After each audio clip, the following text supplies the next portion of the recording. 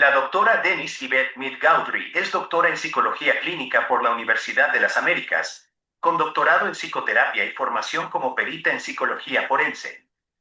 Su vasta experiencia clínica forense se construye sobre sólidas bases académicas en violencia familiar, abuso sexual infantil y reprocesamiento de trauma, campos en los que ha desarrollado una trayectoria profunda y especializada. Actualmente, amplía aún más su expertise cursando un doctorado en neurociencias y psicopatología forense por el Instituto Nacional de Ciencias Penales y el Instituto de Neurología. Su compromiso con la defensa de los derechos de niños, niñas y adolescentes ha trascendido las aulas y los consultorios, mereciendo dos doctorados honoris causa del Senado de la República Mexicana, la Comisión Nacional de los Derechos Humanos, el Claustro Fundación Honoris Causa, la Universidad Antropológica de Guadalajara y la Fundación Universidad Amantes de México. Con más de 16 años de experiencia en gobiernos federal y local, así como en empresas transnacionales, es actualmente investigadora invitada y docente del Instituto Nacional de Ciencias Penales, INACIPE. Fundadora y presidenta de la Fundación Renacer, ha canalizado su expertise en la prevención y atención del abuso sexual infantil y adolescente. Como activista, colabora estratégicamente con poderes legislativo y judicial en la defensa de los derechos de la infancia y prevención de la violencia, reconociendo que la rehabilitación del trauma no puede limitarse al consultorio. La doctora Mead-Gaudry ha impulsado cambios legislativos significativos en diversas legislaciones para garantizar que niñas, niños y adolescentes víctimas de violencia accedan a verdadera justicia. Ha trabajado directamente con legisladores en la reforma de marcos legales relacionados con abuso sexual infantil, violencia familiar, consentimiento sexual de menores y temas conexos, asegurando que el sistema judicial sea una herramienta efectiva de protección y no una revictimización. Su reconocimiento como conferencista nacional e internacional y miembro del Consejo Certificador de Psicología Criminal y Forense refleja el calibre de su experiencia clínica forense. Docente a nivel doctorado y maestría en el INACIPE, Universidad Iberoamericana, Universidad Nexum de Sinaloa y la Asociación de Psicología Criminal y Forense. Desarrolla su labor tanto en la formación de nuevos profesionales como en la práctica psicoterápica individual y de grupo con protocolos validados científicamente. Su producción intelectual incluye artículos científicos y capítulos de libros, además de ser coautora de A las Rotas, junto con la senadora Josefina Vázquez Mota. Ha compartido su conocimiento mediante participaciones como conductora en Telefórmula con Ricardo Rocha, colaboradora regular en Detrás de la Noticia y columnista del Ruiz Hilly Times, abordando temas de salud mental, equidad de género y prevención de la violencia. Fue diputada local suplente en la tercera legislatura del Distrito Federal. Ha trasladado su experiencia clínica forense al ámbito de la acción pública, consolidando un modelo integral donde la protección legal de la infancia camina al lado de la atención especializada. Con ustedes, la doctora Denise Smith. Muy buenas noches, amigas y amigos. Qué gusto que estén con nosotros. Somos muy puntuales, por eso ven que empezamos al minuto que dieron las 7 de Ciudad de México. Damos la bienvenida también a personas que están en otros países. Estamos grabando esto, lo estamos transmitiendo de forma presencial, pero lo vamos a dejar grabado para que ustedes lo puedan seguir viendo. Esta es una sesión introductoria del curso que estamos ofreciendo de abuso sexual infantil, por lo cual ustedes van a poder hacer preguntas aquí, el otro ya está grabado, pero vamos a hacer un grupo con todos ustedes para seguir compartiendo información, porque la formación de este tan terrible problema no puede terminar nada más en un curso o en una especialización, tiene que ser constante. El curso realmente es muy completo, pero la idea es que podamos ir juntas, juntos, aprendiendo más, conociendo más. Entonces voy a compartir una presentación que hice para ustedes, justamente para poder presentarles qué contiene el curso y usted poder ver si les gusta, si les complementa, yo espero que sí. Y también quiero agradecer el interés de diferentes profesiones, como son no solo psicólogos, pedagogos, pediatras, psiquiatras y abogados. Muchos de ustedes dirán, ¿y yo para qué quiero la parte forense si soy clínico o soy clínica? Es indispensable y les voy a decir por qué. Porque el abuso sexual es un delito, es un crimen. Y muchas veces las familias quieren denunciar.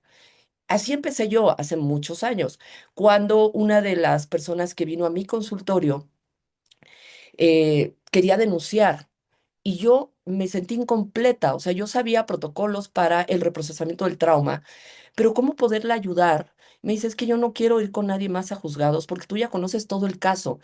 Fue cuando empecé a especializarme y especializar, y sigo especializándome. Ahora voy en un cuarto doctorado en neuroderecho y psicopatología forense, porque se me hace de una gran responsabilidad cada vez que tenemos una persona enfrente.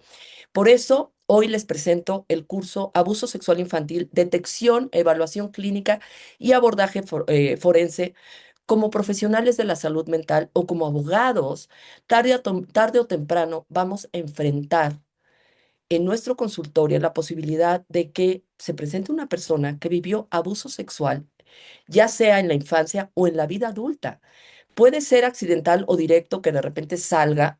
Les voy a decir, el día de ayer tuve una paciente por primera vez que va porque no puede ponerle límites a sus hijos y surgió que ella a los 8 años vivió abuso sexual. Incluso estaba yo en un desayuno, más tempranito, a las 7:30 de la mañana, y la persona que estaba al lado de mí era una plataforma de networking, y la señora, no sé por qué me tuvo confianza, y me dijo lo que había vivido a los 11 años. Esto es, en verdad, pareciera una pandemia, no pareciera, lo es, el abuso sexual. Y yo les pregunto a ustedes, ¿estás preparada? ¿Estás preparado? Este curso te ofrece lo más novedoso en neurobiología del trauma, porque lo que vamos a observar es que no nada más es la transgresión al cuerpo, es una conformación traumática más allá del cuerpo, neurobiológica. También vamos a ver la conceptualización del fenómeno de forma integral, los tratamientos clínicos validados por evidencia empírica y abordaje forense basado también en evidencia científica, más material complementario con rigor clínico en casos de alta complejidad traumática. Porque con el trauma no se puede improvisar, en verdad. Podemos ser un factor de revictimización o un factor de que la persona finalmente logre sanar. Hoy no solo exploraremos este curso, exploraremos la enorme responsabilidad que implica intervenir en uno de los ámbitos más sensibles de la clínica y lo forense, el abuso sexual infantil.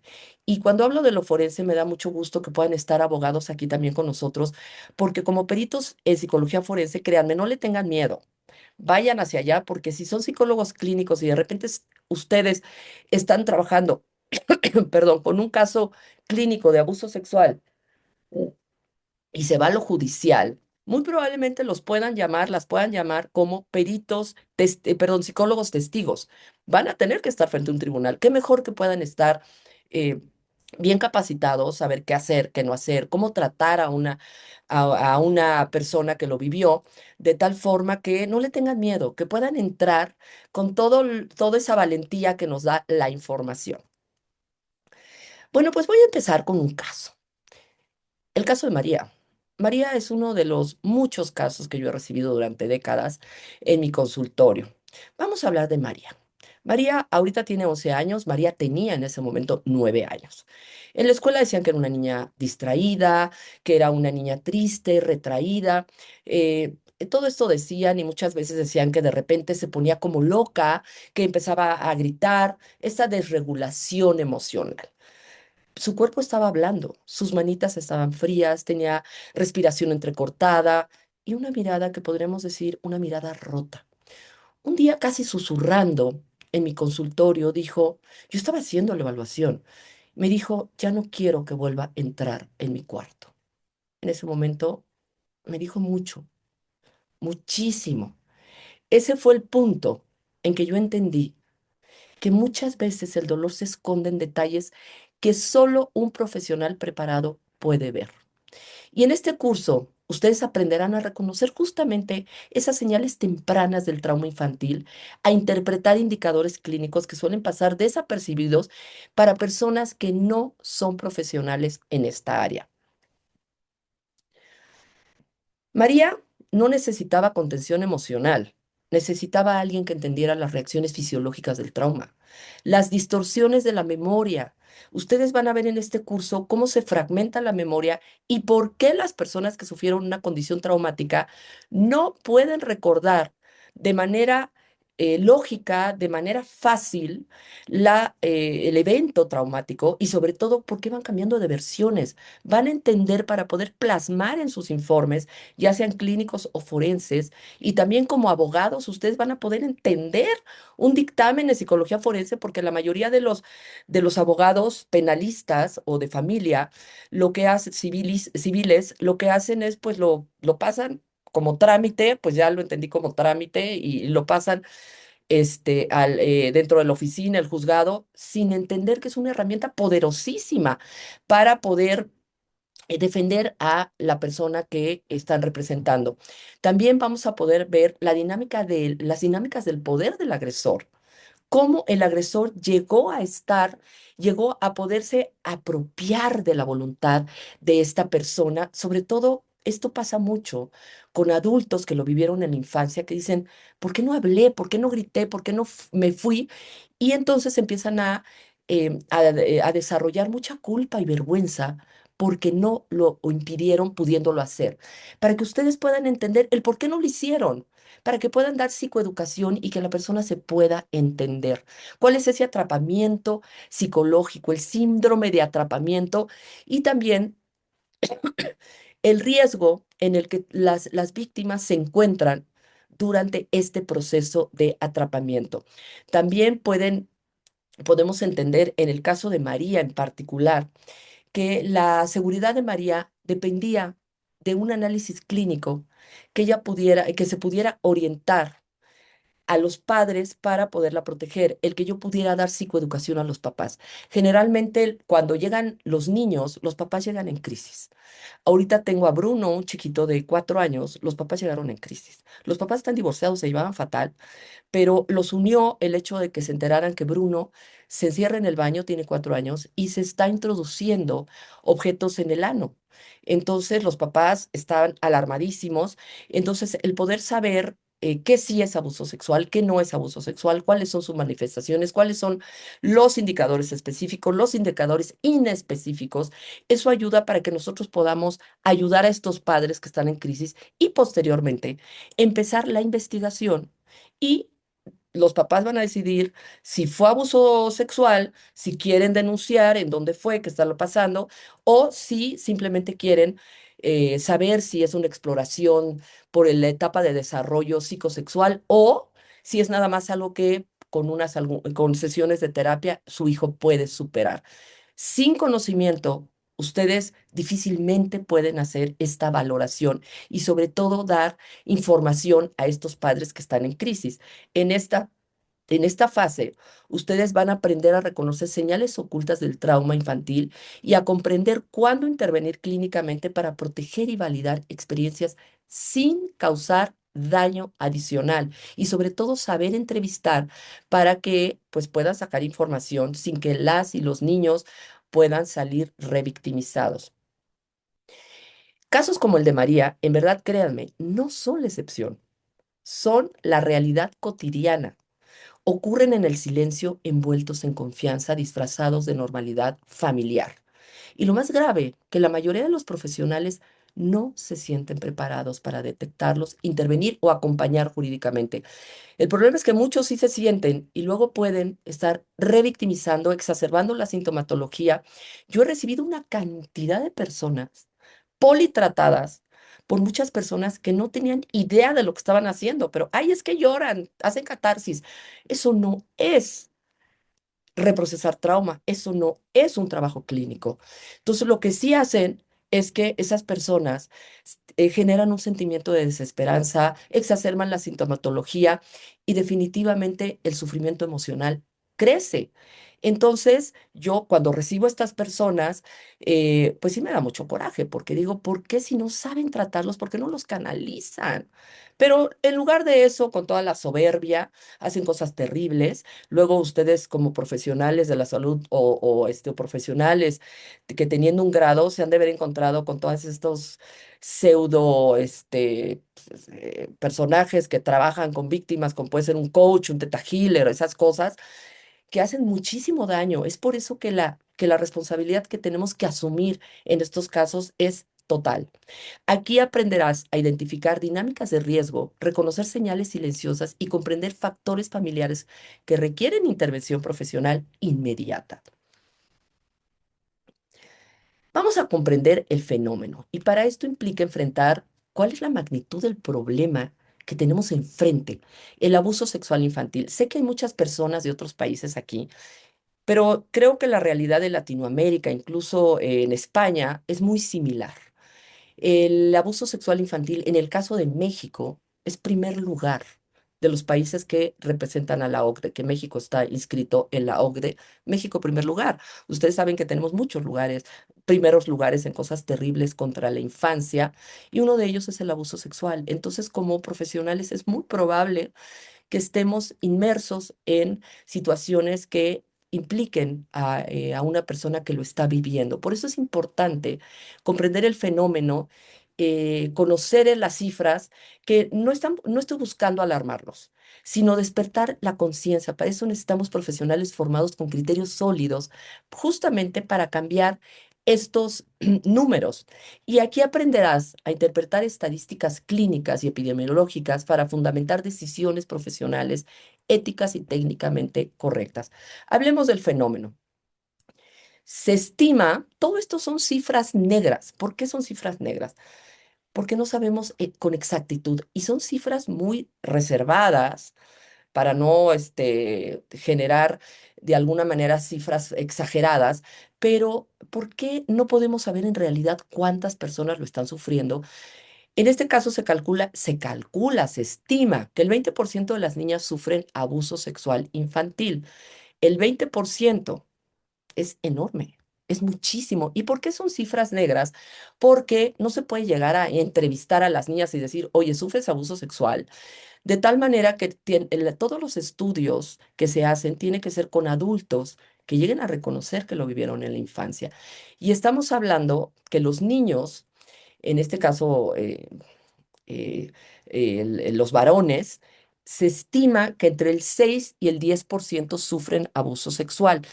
Pero aquí tenemos un problema.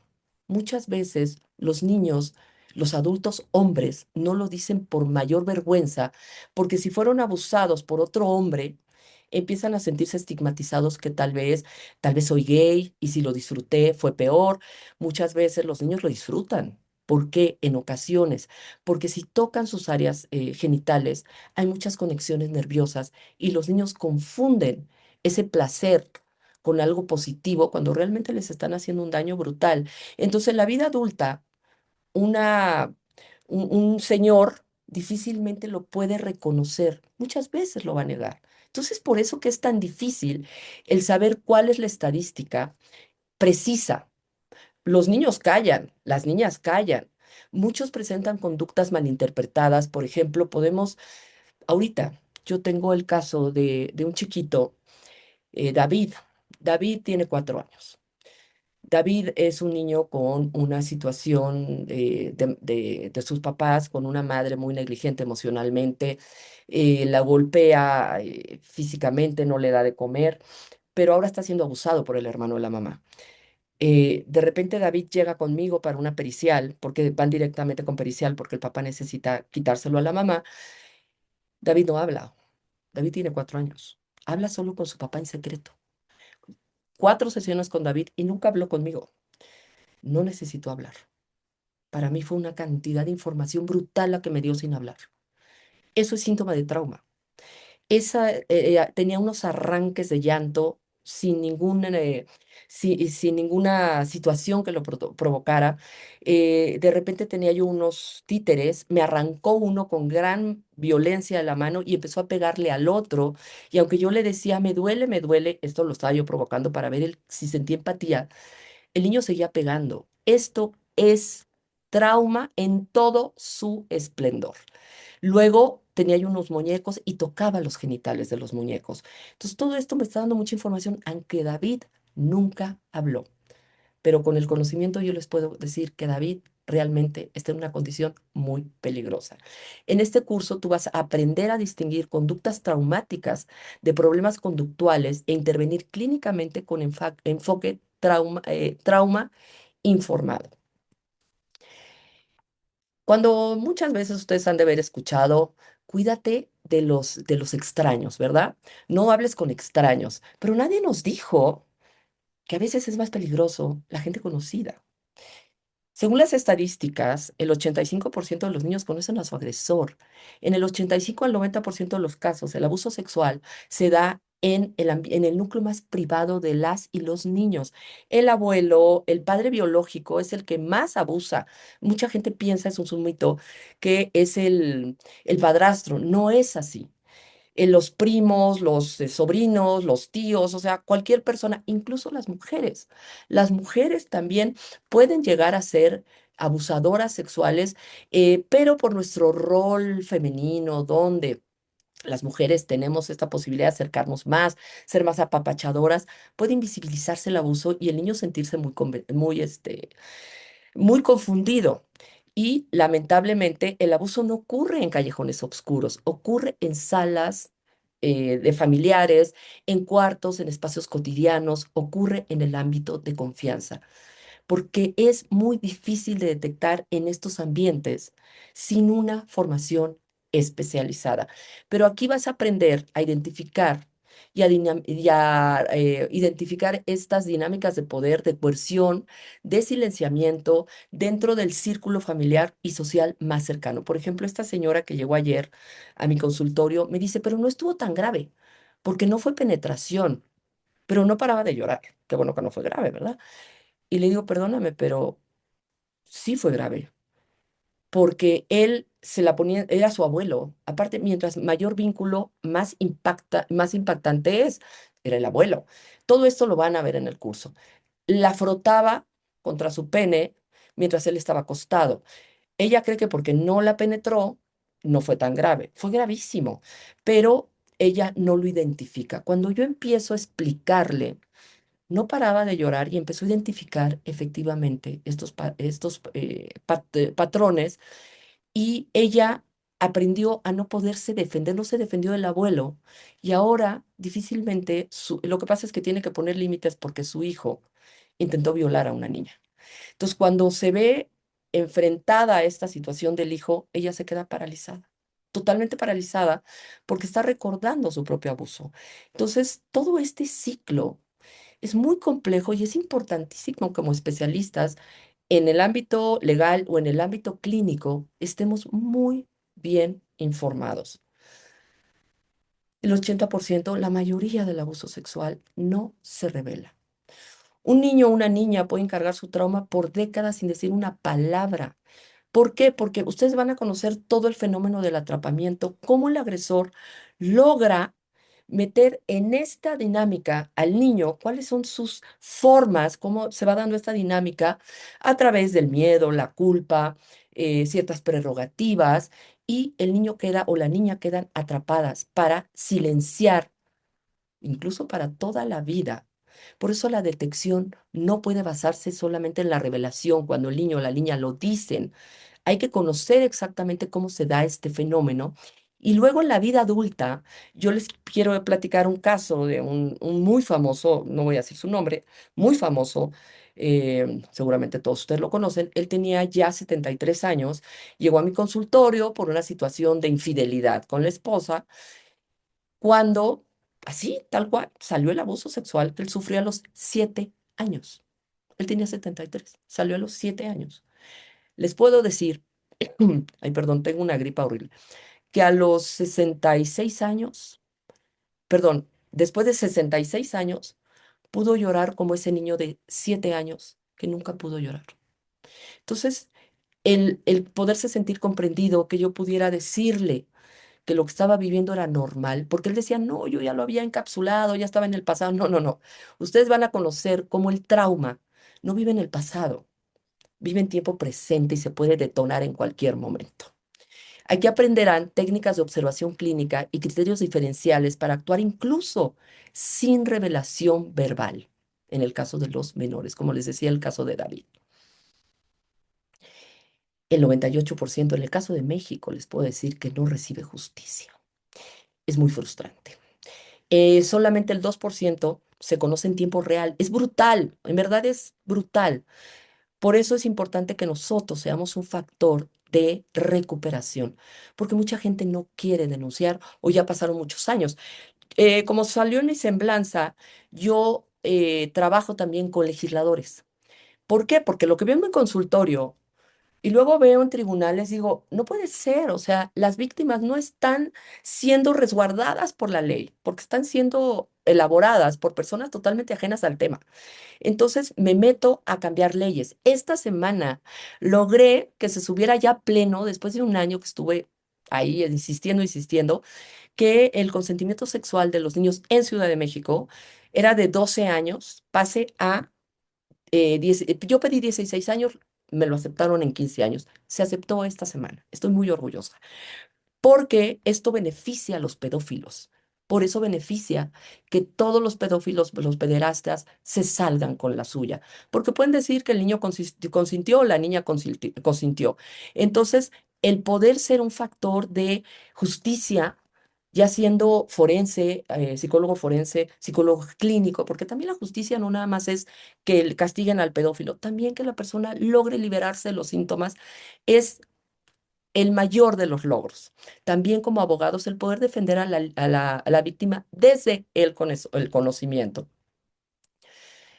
Aquí aprenderán justamente esos fundamentos forenses para establecer la interpretación. El 70% de los profesionales no tienen formación particular en abuso sexual infantil. Y luego creen que lo pueden trabajar como cualquier otro caso, ¿no? Pues fue un divorcio, ahora fue un duelo. No, no, no. El abuso sexual, estamos hablando de una condición traumática profunda. Hay que saber conocer qué es el trauma de entrada, cómo se manifiesta, cuáles son sus múltiples manifestaciones, de tal forma que podamos nosotros tener ese ojo clínico para poder identificar. Créanme, no es falta de talento, es falta de formación sólida. La mayoría de los profesionales, muchas veces cuando la persona habla del abuso sexual, tal vez es una información tan fuerte que prefieren cambiar de tema porque identifican que tal vez tuvieron sensaciones desagradables y se van hacia otro lado, que puede ser un error terrible porque la persona se siente que está lidiando esto en soledad. Por eso es importante que hay que saber intervenir sin dañar. Aquí en este curso vas a aprender competencias esenciales para trabajar con trauma infantil con seguridad, ya sea con niños, niñas, adolescentes o con adultos, y lo vas a hacer con profesionalismo y sobre todo con rigor técnico. No buscamos que memorices números, buscamos que comprendas la magnitud y sepas cómo traducir esta información en acción clínica y sobre todo forense fundamentada. Ahora vamos a hablar de la conceptualización. Se necesita conocer perfectamente el fenómeno. Ustedes van a recibir toda la información de qué sí es y qué no es, porque luego hay personas que todo es abuso sexual. No, no, no, no, no. Vas a aprender a usar datos epidemiológicos como soporte para decisiones clínicas y preventivas y de intervención temprana eficaz. Hay que saber cuáles son los indicadores específicos, los indicadores no específicos, de tal manera que tú puedas interpretar qué es lo que está pasando de acuerdo a protocolos científicos que tú vas a, tal vez no en todo este curso te voy a enseñar cada uno, pero sí cuando menos vas a saber que existen para poder ir tal vez por un instrumento, la escala de gravedad de síntomas de Enrique Cheburúa, que es muy fácil de aplicar, tú ya sabes que existe, la puedes buscar, aquí se las vamos a dar, por ejemplo, aquí les voy a dar mucho material adicional, les vamos a dar material complementario, todo basado en evidencia científica. Nada va a ser improvisado, de tal forma que ustedes van a tener lo más nuevo, lo más actualizado. Vamos a hablar en el módulo 1 de la conceptualización, es decir, voy a regresarme al caso de María. Cuando dijo, ya no quiero que entre a mi cuarto, ya no quiero ir con mi tío, esta fue una frase, una pequeña frase que escondía un mundo entero de dolor. Nadie lo notó, nadie preguntó, nadie interpretó, hasta que fue tarde. Este módulo te enseña a ver lo que la mayoría pasa por alto. Señales minúsculas, palabras quebradas, cambios conductuales que hablan más que un discurso completo. El poder también, muchas veces yo voy a las escuelas, no muchas veces, voy a las escuelas, doy cursos, los profesores me preguntan, Me preguntan muchas cosas. Por ejemplo, ahora que fui a dar un curso a los psicólogos de una escuela, me dicen, es que tengo un caso, bueno, no, todos empezaron a decir, es que tengo un caso aquí, tengo un caso allá. En verdad, cada curso que voy a dar, cada conferencia que doy, salen muchos casos. Este caso era de una niña de 10 años que no salía al recreo. Se la pasaba frotándose contra la silla, masturbándose. Pero a ellos se les hacía raro, pero nunca lo relacionaban con que la niña se estaba masturbando porque se estaba estimulando. Muy probablemente esta niña ha sido estimulada y por lo tanto tiene esta compulsión para seguir masturbándose porque está siendo violentada sexualmente. Y esto ya está siendo, está repercutiendo en sus dinámicas diarias de funcionamiento. Y esto es una, una bandera roja, pero si nosotros no estamos preparados, diríamos, ah, pues qué sí chistoso, ¿no? Porque se está meciendo ahí. Aquí en este curso ustedes van a aprender criterios diagnósticos precisos, señales conductuales, patrones familiares que permitan detectar el abuso antes de que escale.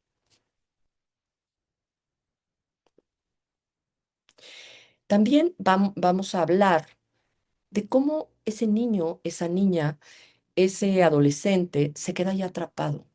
¿Cuáles son las técnicas del abusador para dejar a esa personita tantos años hasta toda la vida? ¿Ustedes creen que un niño de 4 años puede abusar de otro de 4 años? Claro que sí.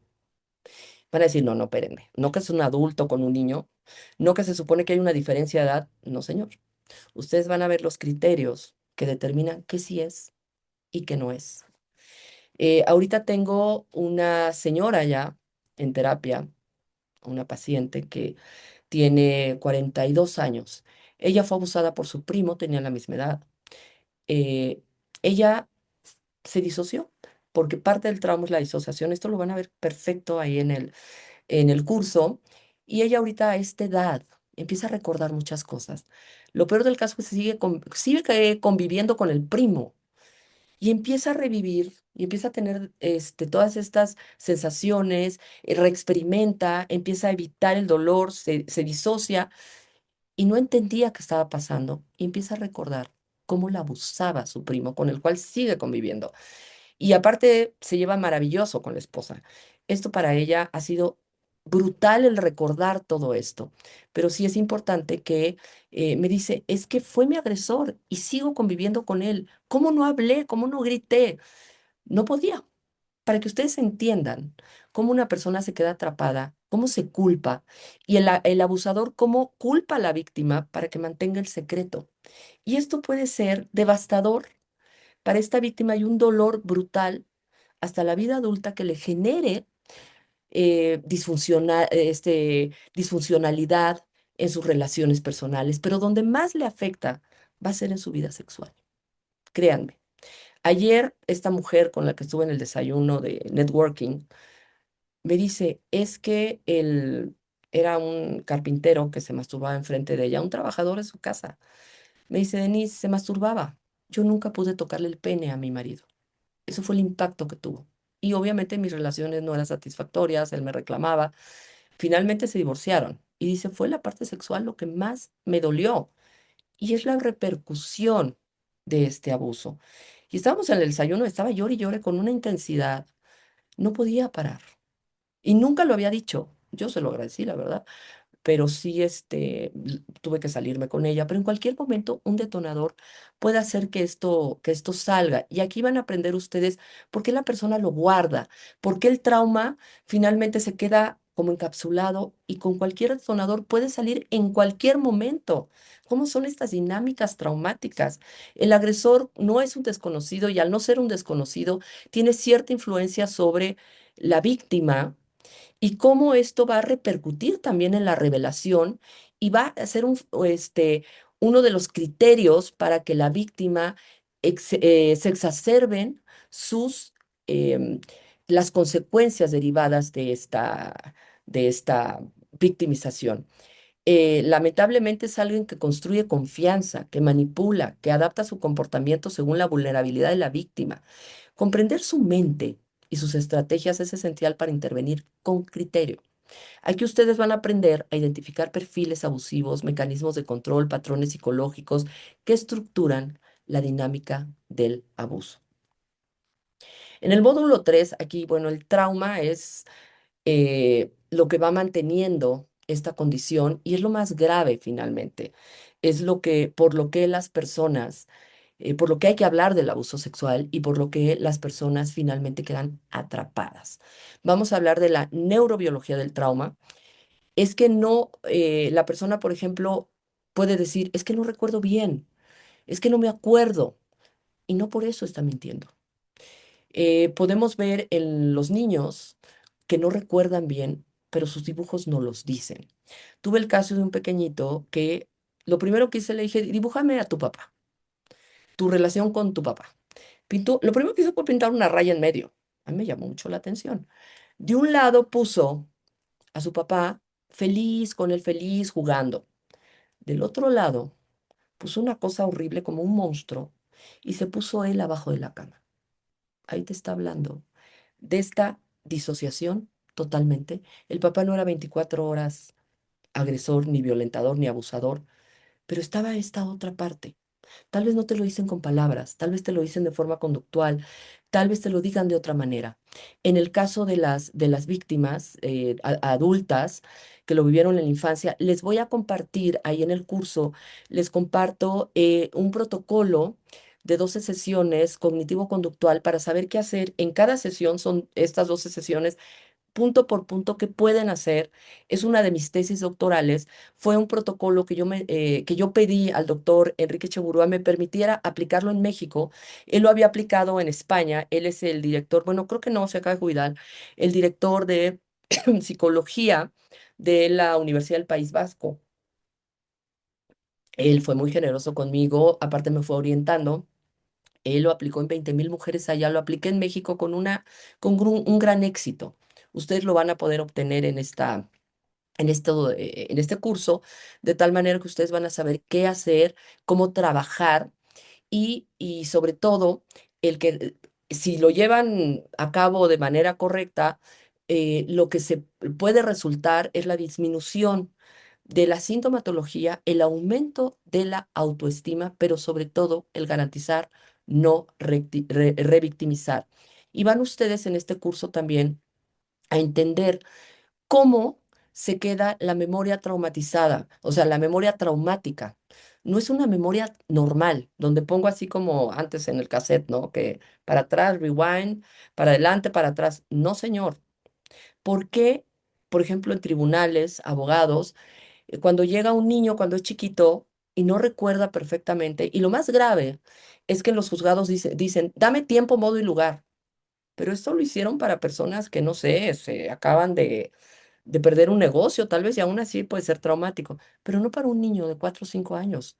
No sabe ni siquiera qué hizo ayer, no sabe ni siquiera qué es mañana, no tiene la cronología en el tiempo, no tiene desarrollado su cerebro para poder hacer pues esta distinción.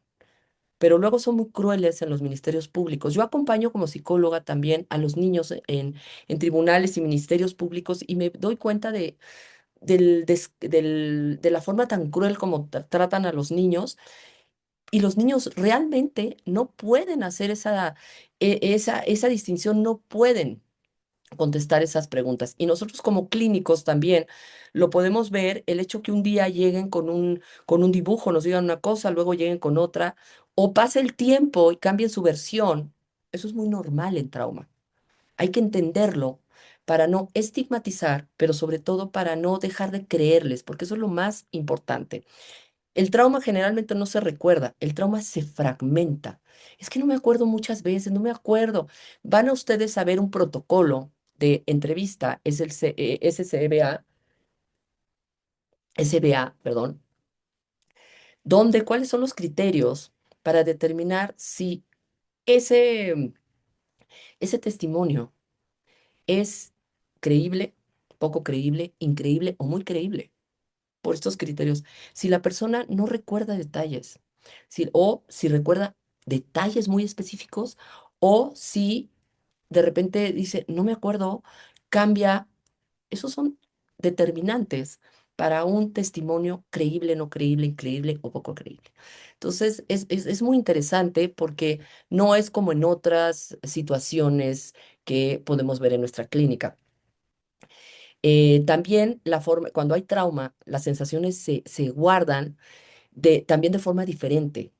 Se guardan también en reacciones fisiológicas, en imágenes congeladas. Y este módulo te explica cómo el trauma modifica el cerebro y cómo interpretar esas huellas. Vamos a ver cómo el cerebro de una persona traumática se configura y de una persona que no vivió estas adversidades en la infancia. Tengo otro curso mucho más, creo que es de 2 horas, donde hablamos también particularmente del cerebro que tuvo estas modificaciones por las adversidades en la infancia. Pero particularmente en este caso, en este curso vas a aprender fundamentos neurobiológicos avanzados para comprender la memoria traumática y evaluar síntomas fisiológicos con precisión, sobre todo para entender cuáles son los trastornos derivados de este fenómeno. Lo que más se ve es el trastorno de estrés postraumático y el trastorno de estrés postraumático complejo. Hay que entender que el abuso sexual no se da una sola vez. Ahí está lo grave, porque cuando hablamos no es lo mismo hablar de incidencia o de prevalencia. La incidencia es un incidente que ocurre una vez. Al ser una situación que ocurre en el ámbito más privado, muchas veces estos agresores tienen la posibilidad de agredir en muchas ocasiones, incluso durante décadas. Entonces, lo que vemos es que en el 68% de los casos, el abuso sexual dura más de un año. O sea, no solo es el 20% de las niñas y del 6 al 10% de los niños, es que se quedan atrapados durante años. En esta condición, lo que va a conformar un cerebro que vive en hipervigilancia, y esto se va hasta la vida adulta. Ustedes lo van a ver, ahorita lo estoy diciendo de manera muy rápida, pero lo van a ver de forma muy detallada para lograr entender lo que está pasando, pero no solo pasa en el abuso sexual, pasa también en personas y en niños, niñas y adolescentes que han vivido cualquier tipo de violencia en la infancia. También vamos a hablar del apego, sobre todo el apego reactivo, cómo se configura el trauma con el apego reactivo de tal manera que esto va a dificultar más el cuadro clínico, pero sobre todo el hecho de que ustedes puedan distinguir justamente no solo cómo la persona se está configurando, por qué esa hipervigilancia, sino conocer tratamientos clínicos que pueden ayudarles a su recuperación. Hay muchísimas personas que han sido politratadas por todos estos, pues, pseudo profesionales que con este sentimiento de desesperanza, pues llegan conmigo, ay, ¿verdad que esto no se quita? Digo, como si fuera gripa, ¿no? ¿Qué creen? Sí se quita. Lo que es el trauma complejo, el trastorno de estrés postraumático, los trastornos ansioso-depresivos también pueden sanar. Claro, muchas veces pueden ser en combinación con el psiquiatra, porque nosotros no somos médicos. Si hay algún psiquiatra aquí, ustedes saben que tenemos que trabajar en combinación. Yo lo hago muy, muy seguido de tal manera que la persona finalmente logre la, la, la, este, la recuperación completa. Pero obviamente tienen que ser los protocolos clínicos científicamente validados para que garanticen esta recuperación. En el módulo 4, ustedes van a ver justamente esta evaluación y tratamiento. Yo les voy a hablar aquí. Primero que nada, les voy a decir, evaluar un caso de abuso sexual infantil requiere conocimiento técnico profundo. Una pregunta mal hecha en verdad, una palabra incorrecta, puede romper el proceso terapéutico y contaminar la evidencia, en el caso de lo forense. Pero, por ejemplo, tuve el caso de un chico de 19 años. Este chico estuvo con una muy mala terapeuta, sufrió negligencia terapéutica y llegó conmigo ya con intentos, con ideación suicida. Lo que pasa es que, aparte era muy religiosa esta persona, la terapeuta. Este niño, eh, como parte era abusado por su madre. Murió su padre y la mamá lo sustituyó como pareja sexual y en todos los ámbitos. Entonces empezó a abusar de él como a los 11 años. Él realmente sufría una disociación para poder soportar este dolor. Pero ya a los 19 años, que su mamá organizó un viaje, que se iban a ir como de luna de miel, el niño escapa y entra se va con uno de sus mejores amigos, la mamá del mejor amigo lo lleva a terapia con esta persona y él le dice que tiene masturbación compulsiva. Bueno, esta mujer que era muy religiosa le dijo que eso era un pecado y que, aunque lo hiciera en un espacio privado, Dios todo lo ve. Aquel, bueno, pues, exacerbó el síntoma, pero además, si sabemos, tenemos conocimiento, sabemos que la masturbación compulsiva es un signo de abuso sexual y es una necesidad que la persona está viviendo en ese momento, que está viviendo en ese momento esos niveles tan altos de ansiedad. La masturbación compulsiva le ayuda muchísimo a bajar sus niveles de ansiedad. Por eso, lejos de culpabilizarlo como lo hizo esta mujer y exacerbó los síntomas, por eso llegó conmigo con ideación suicida, es tener toda la información para darle psicoeducación y decirle lo que estás haciendo es completamente normal de un cerebro que vivió una condición traumática. Cuando yo se lo dije, bajó automáticamente su nivel de ansiedad. Por eso es tan importante una palabra, un gesto, una, una duda. Por ejemplo, una chica que me llegó, ella ya era una adulta, tenía como 35 años. Un terapeuta le había dicho, ¿cómo permitiste que pasara la segunda vez? La primera vez, ok, te agarraron por sorpresa, pero la segunda vez seguramente te gustó. No, aquella tuvo varios intentos de suicidio. Es que si conocieran el fenómeno, no pueden escapar. Nada de que me gustó. Son personas que incluso pueden ser autoridades para ellos. Un abuelo, un padre. O sea, no pueden escapar y ustedes van a ver todo el fenómeno. Pero el decirle esto, para ella fue, incluso la llevó a intentos de suicidio. Aquí vas a aprender técnicas avanzadas para evaluar sin dañar. Estabilizar a la persona, ya sea el menor o el adulto, y estructurar tratamientos con evidencia científica. Vas a aprender también aquí a unir teoría con práctica, entrevistas estructuradas, uso adecuado de instrumentos, manejo emocional, estrategias familiares y abordajes terapéuticos especializados. Ojo, queridos abogados, esto es importante para ustedes porque yo suelo tirar muchas periciales. Les voy a decir que hasta lo disfruto. ¿Por qué? Porque muchas veces me llegan periciales de psicólogos que sacaron copy-paste de Google, no utilizaron instrumentos validados científicamente, todo lo hacen con dibujitos, la persona bajo la lluvia y cosas de esas. Eso no sirve para periciales. Y lo van a ver y van a ver por qué. Tenemos instrumentos para el poder hacer dictámenes periciales y también eh, reportes clínicos que sean muy robustos y les voy a decir cuáles existen y algunos se los voy a presentar. Los vamos a analizar ahí en este curso para que ustedes tengan todo este sustento. Y entonces a mí me encanta porque al simplemente utilizar, es como decir, llego a tribunales y dice uno, el niño tiene temperatura, calentura. Y llega un perito y le pone la mano en la frente y dice, sí, tiene calentura. Dios mío, la mano en la frente es tan subjetiva. Pero yo llego con un termómetro y puedo determinar si sí o no tiene calentura. ¿Cuál pericial es más válida? La que tiene un instrumento que es confiable. Por eso es tan importante, abogados, por eso es tan importante, psicólogos, que nosotros sepamos qué instrumentos hay, ahora sí que en el mercado.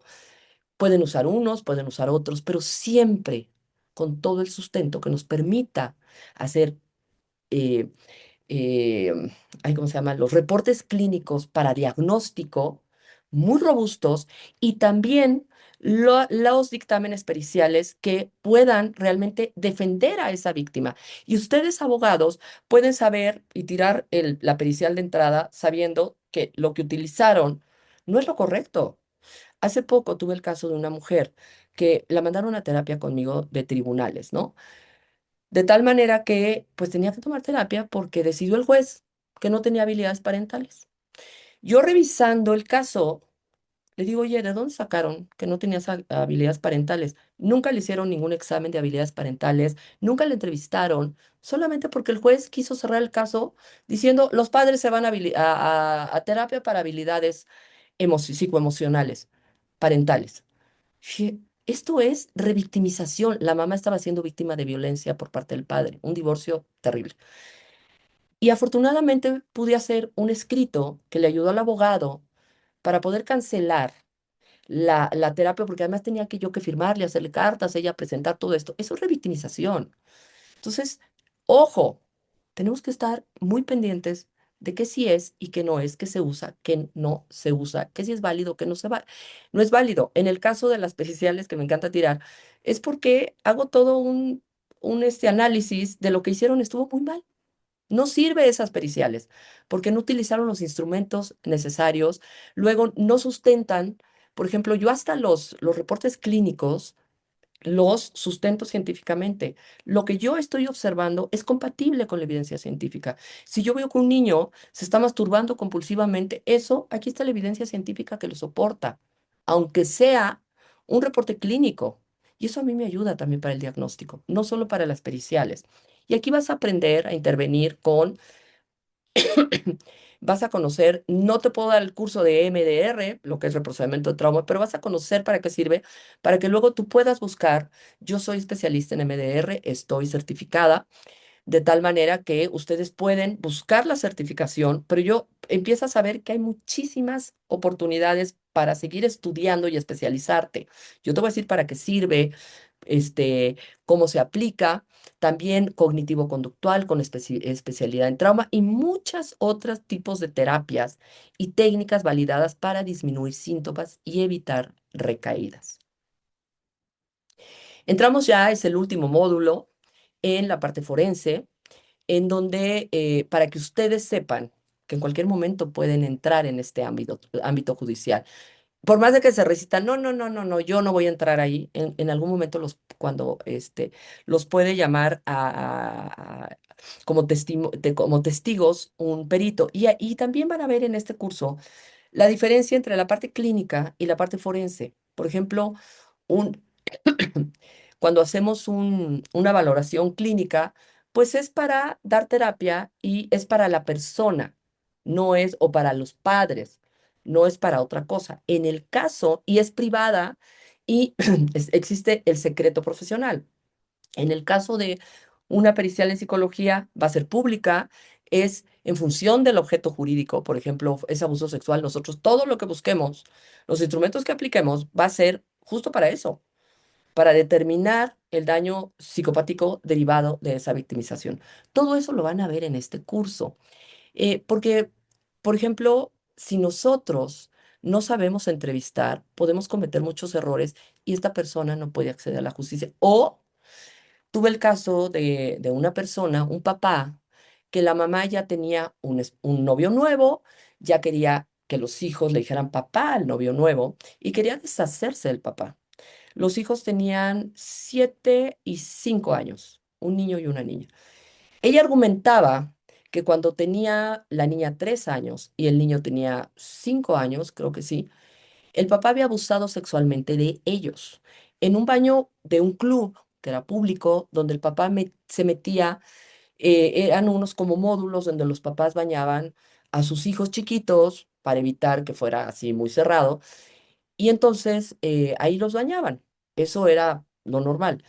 Ella argumentaba que el niño presenció como el papá le lavaba los genitales a su hermana con el jabón. Yo no veo abuso sexual. Ahí también van ustedes a identificar qué es abuso sexual y qué no es abuso sexual. Porque, por ejemplo, hay familias que están desnudas en la casa. Eso no es abuso sexual. Hay padres que se bañan con los hijos. Eso no es abuso sexual. Van a ustedes a comprender el concepto de lo que sí es y de lo que no es. El que el papá haya bañado a su hijo, a su hija, con jabón en sus genitales, pues era lavarla bien. Pero aquí fue lo más grave, que sí procedió esta demanda y al papá ya se le había, ¿cómo le dicen? Lo lo iban a meter a la cárcel, lo iban a inducir a proceso, no me acuerdo bien la palabra, seguro los abogados sí saben. Estaba desesperado. Y lo peor del caso fue que, pues los peritos fue en un penal, en el penal de Barrientos. Ay, no, terrible, era muy, muy feo el lugar. Aquí el punto es que cuando yo entro me doy cuenta de las periciales, pésimamente mal hechas. Ellos decían que sí había habido abuso sexual porque el niño que ahora tenía 7 años, a los 5 años recordaba. Yo saqué toda la evidencia científica y dije, no es posible que lo recuerde. Y aparte tenía la parte cronológica. Fue antes del Día de la Amistad y no hay manera de que un niño de 5 años tenga esta cronología y sepa cuál es el Día de la Amistad y cuál es la fecha. Cuando yo pido, la niña además también confirmaba todo a los 5 años. Cuando yo pido los videos, me doy cuenta que cada entrevista duró 4 minutos y cada entrevista fue totalmente inducida. ¿Verdad que sí fue así? ¿Verdad que fue el Día de la Amistad? Pero ellos lo cambiaron en el dictamen diciendo que habían seguido todo el protocolo y esto hizo, bueno, empezó ahí la debilidad del caso. Cuando yo voy como perito forense, aquí sí fue como perito forense, fue un juicio oral.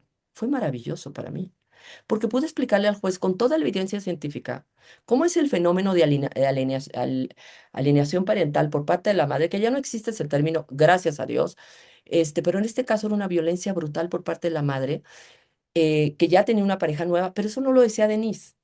La evidencia científica nos dice que ese fenómeno de que los padres que ya tienen una nueva pareja, en muchas ocasiones buscan eliminar a la otra persona y en ocasiones acusar a la otra pareja.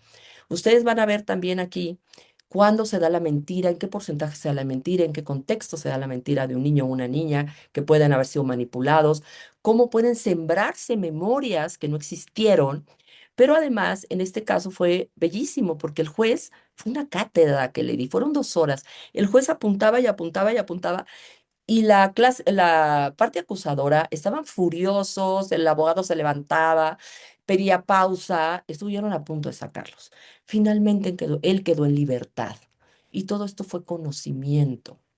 Entonces, sí es importantísimo nuestro rol, tanto en la parte clínica como en la parte forense. Si no eres forense, yo les recomiendo que es importante que conozcan qué es eso, porque yo en ese caso iba con perito forense, pero si en un caso de un niño que en tu práctica salió que está siendo abusado, que no solo sepas detectarlo, sepas decírselo a los padres, sepas qué sí tienes que hacer y qué no tienes que hacer para no meterte en problemas, porque en caso de que no lo digas sabiéndolo, te pueden quitar la cédula profesional, en el caso de México, según la ley mexicana, no sé en otros países. Y obviamente este niño o esta niña siguen en riesgo. Entonces sí es importante que conozcas todo este mundo, porque seguro te va a tocar. Y sobre todo, los jueces, sabiendo que tú eres terapeuta de ese niño, esa niña o ese adolescente, te pueden mandar llamar. Y ahí es cuando tienes que romper el secreto profesional e ir como testigo forense. Que si contestas, que no contestas, es un mundo nuevo para ti. Por eso es importante que no le tengas miedo. Hay que entrar.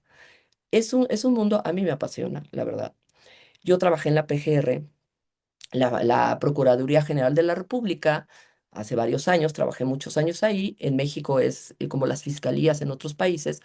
En delitos sexuales contra niños, niños y adolescentes. Era yo la directora de un grupo fáctico donde estábamos tipificando lo que era la pedofilia en Internet. Vimos cosas terribles.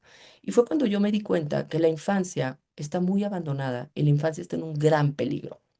Y es por eso, las infancias, y es por eso que nosotros como clínicos es importante que no nada más nos quedemos en nuestro espacio clínico, en este consultorio que es algo privado, y ya en esa comunidad, en esa comodidad.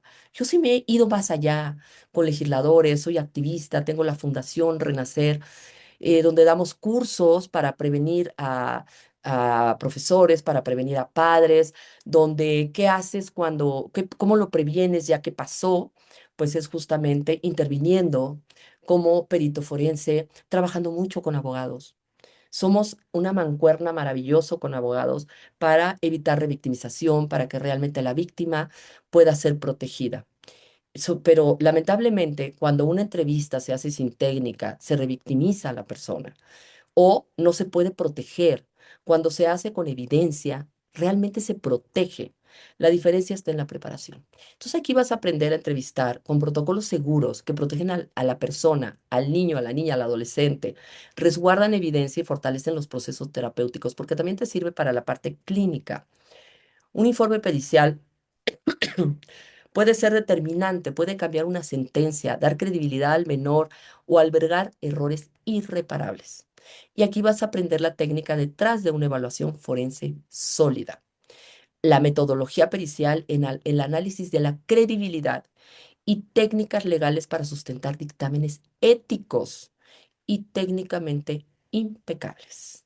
En verdad, yo cada pericial que hago es como una tesis, literal es una tesis, porque tiene que llevar el método científico cada una para ser impecables y para evitar que nos las puedan tirar. Tirar me refiero que nos puedan decir que no sirve.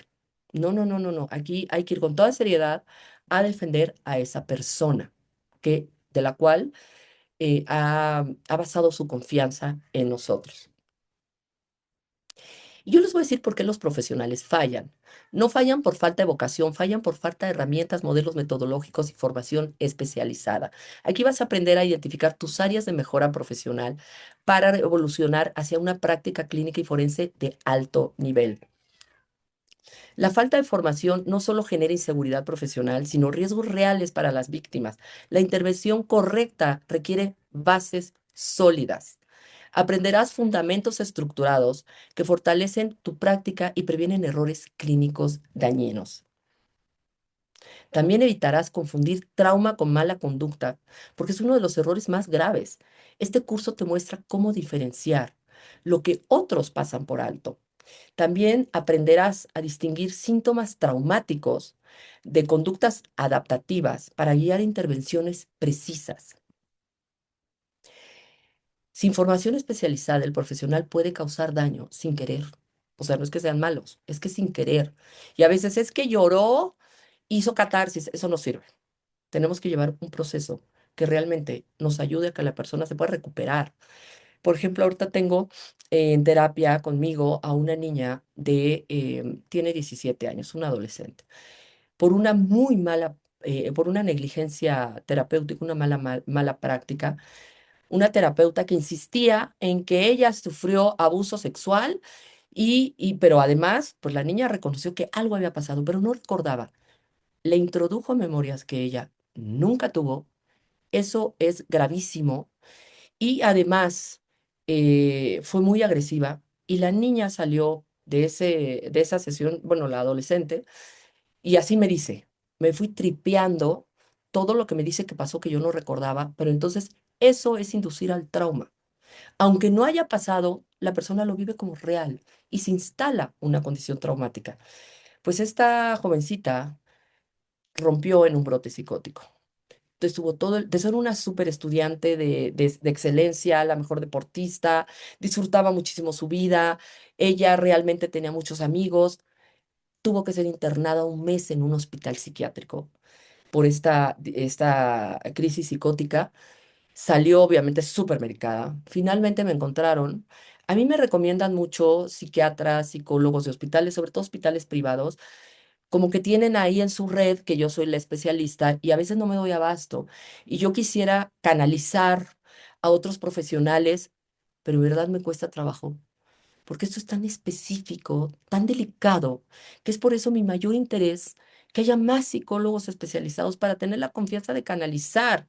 Bueno, pues el caso de esta niña finalmente llega conmigo. Yo no pude entrar directamente a reprocesar trauma con los protocolos que estoy capacitada para hacer.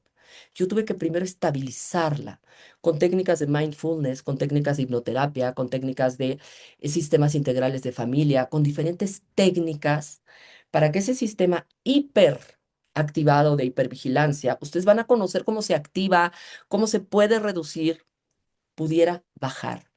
Totalmente disfuncional en la escuela, no podía con la escuela, no podía con las clases, reprobó todo. Esto fue este verano, entró en agosto, septiembre, el primer bimestre, reprobó todo. Hoy les puedo decir que esta niña regresó a ser esa alumna de excelencia, regresó a ser una muy buena deportista y les voy a decir, todavía no entró al trauma real. Me la he llevado con muchísimo cuidado, mucho cuidado para evitar la disociación. Ella oía voces.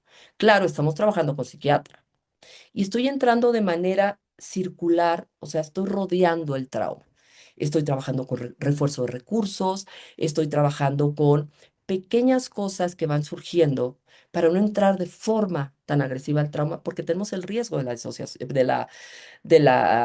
que tenga otro brote psicótico. Todo esto se los voy a platicar, lo van a ver, van a tener la oportunidad de conocerlo en este curso. Es por eso que es necesario que ustedes hagan los análisis, que no sean preguntas invasivas, técnicas inadecuadas, interpretaciones erróneas. Aquí van a aprender estrategias para evitar revictimización y acompañar procesos terapéuticos seguros y que no generen justamente esto que está viviendo esta chiquita. Este curso integra lo mejor de la evidencia científica, las herramientas clínicas más actuales y criterios forenses profesionales para formar tu práctica. Vas a aprender un marco integral que conecta neurobiología, evaluación, intervención y pericia con fundamentos éticos. En el módulo 1, ay, perdón, es que se me saca la garganta. Mm, perdón, me voy a ir para atrás. Aquí serás capaz de abordar tanto casos de abuso sexual desde todos los frentes emocional, clínico, neurobiológico, familiar y judicial. En el módulo 1 va a ser un recorrido profundo por los tipos de violencia, señales diagnósticas, círculos de confianza, psicopatología, consecuencias del abuso, indicadores, cómo es el fenómeno, el síndrome de acomodación. Vas a aprender toda la base de lo que es este fenómeno. Posteriormente, vas a aprender a mapear riesgos, identificar señales, comprender la estructura compleja del abuso sexual. En el módulo Perdón, en el módulo 2 reconocerás los perfiles abusivos, sus métodos, factores de riesgo, secuelas a largo plazo, dinámicas traumáticas asociadas y analizar factores de riesgo y anticipar dinámicas abusivas para prevenir daños futuros. En el módulo 3 vas a explorar la neurobiología del trauma. Amenaza, privación, memoria traumática, trastorno de estrés postraumático, trauma complejo, vulnerabilidad y daño psíquico. Vas a aprender también a comprender el trauma desde el enfoque biológico, psicológico y contextual. En el módulo 4, desde la evaluación clínica avanzada hasta intervenciones integradoras, este módulo es una caja de herramientas completa.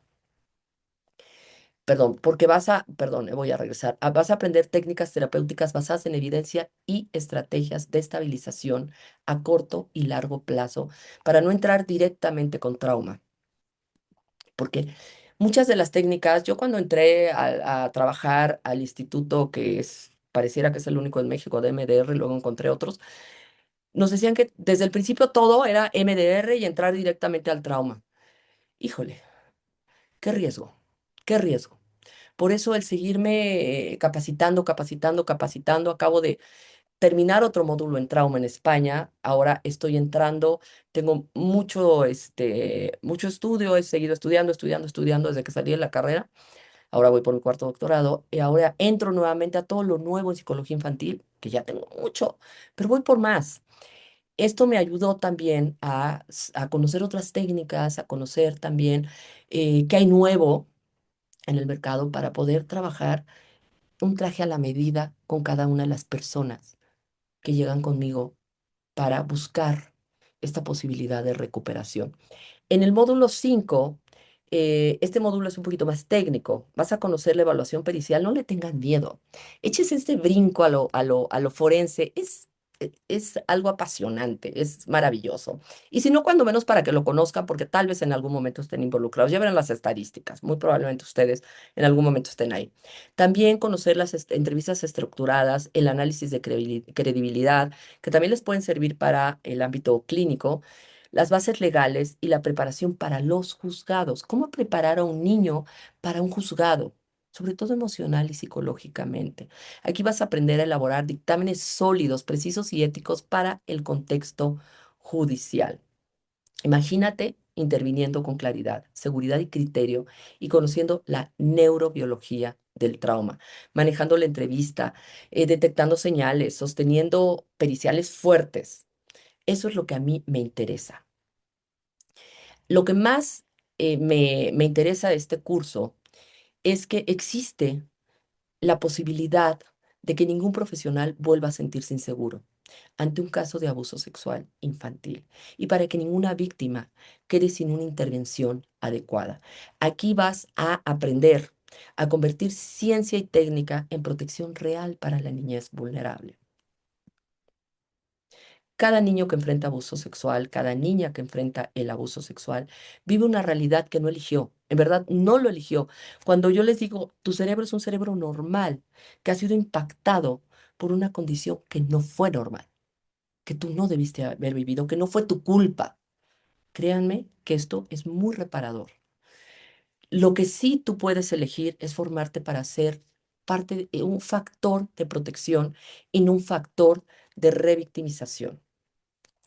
Muchísimas gracias y estoy a su disposición para cualquier duda, pregunta que ustedes quieran hacer. Si pueden levantar su manita y con gusto les aclaro cualquier pregunta.